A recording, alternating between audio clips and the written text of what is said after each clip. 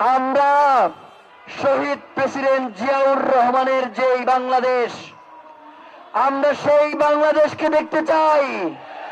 আমরা বেগম খালেদা জিয়ার বাংলাদেশকে দেখতে চাই। আমরা কোনোভাবেই নীলুফারদের বিএনপিকে দেখতে চাই না। আমরা কোনোভাবেই কায়সার কামালদের বিএনপিকে দেখতে চাই না। আপনারা আমাদেরকে সহযোগিতা করেন।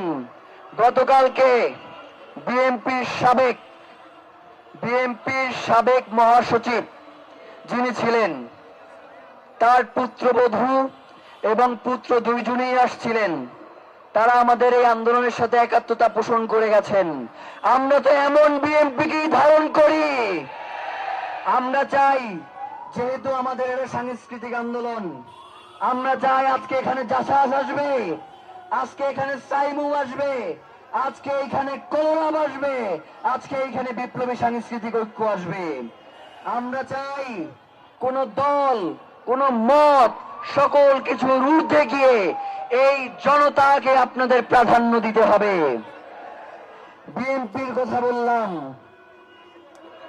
জামাত তো আমার শ্বশুরও লাগে না, দুলাভাইও লাগে না। জামাত এখন পর্যন্ত সরাসরি এখানে এসে এই আন্দোলনের সাথে একাত্মতা জানিয়েছে? আপনারা কেউ শুনেছেন?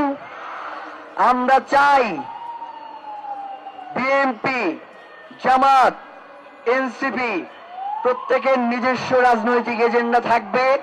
আপনারা আপনাদের রাজনীতি করবেন, সব ঠিক আছে, কিন্তু এই জনগণ তো আপনাদেরকে হাদি হত্যার বিচারের জন্য পাশে চায়।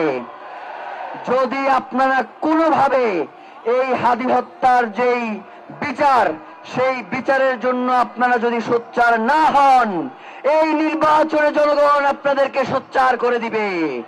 কিন্তু সেই পর্যন্ত আমরা চাই না যে আপনারা অতদূর পর্যন্ত পৌঁছে যান।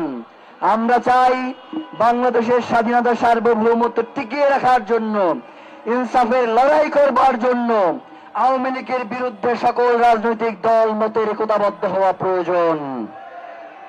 এখানে আমি চাই জামাত আসুক, বিএনপি আসুক, এনসিপিও আসুক, একাত্মতা পোষণ করুক।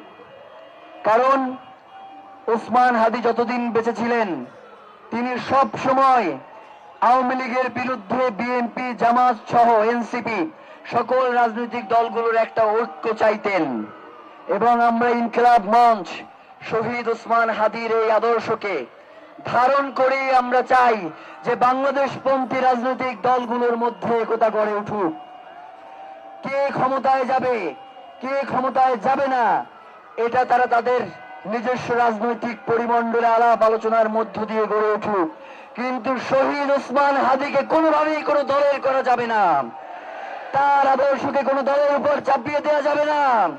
শহীদ ওসমান হাদি বাংলাদেশের জনতার, তাকে বাংলাদেশের জনতার হয়েই বাংলাদেশের যারা রাজনীতি করবেন জনগণের সামনে উপস্থাপন করতে হবে।